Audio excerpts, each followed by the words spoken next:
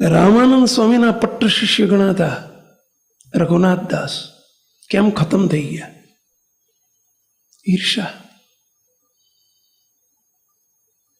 મહારાજ પધાર્યા જ્યારે સત્સંગમાં, મહારાજ તો સૌથી જુનિયર હતા, રાજાધિરાજ, અને રામાનંદ સ્વામી તો બધી પૂર્વની પ્રીત હતી, આખું પ્રી પ્લાનિંગ હતું.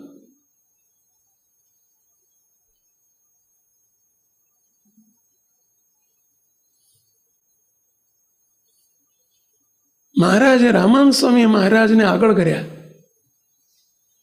મહારાજ ઉપર ખૂબ હેત પ્રેમ દાખવતા, ખૂબ નિકટમાં રાખતા. રઘુનાથ દાસથી આ સહન ના થયું. ઈર્ષા. બહુ જ્ઞાની હતા રઘુનાથ દાસ, મહાનિષ્કામી હતા, બોલો.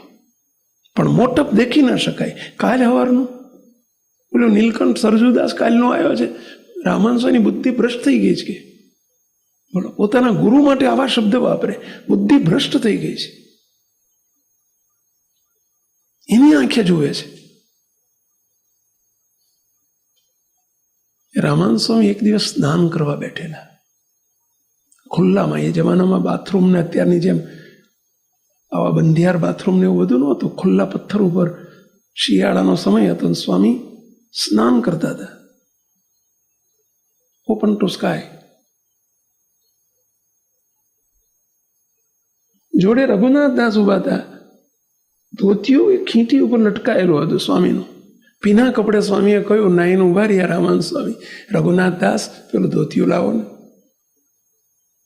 રઘુનાથ દાસ ધોતિયાની જોડે ઉભા હતા.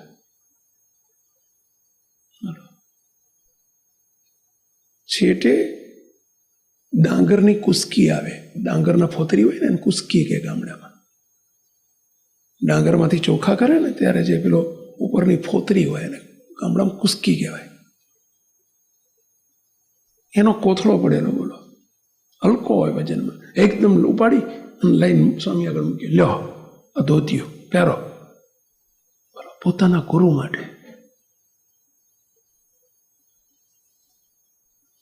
સ્વામી કે મૂરખ, ત્યાં જઈને તું આ કોથળો લઈ આવે એના કરતા બાજુ ધોતિયું તું આપ્યું હોત તો આપશે તમારો ઓલો નીલકંઠ.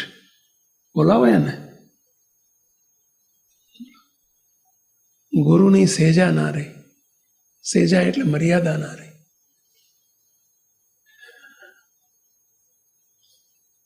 ક્યાં ગયો ગુરુ ભાવ? પરિણામ શું આવ્યું?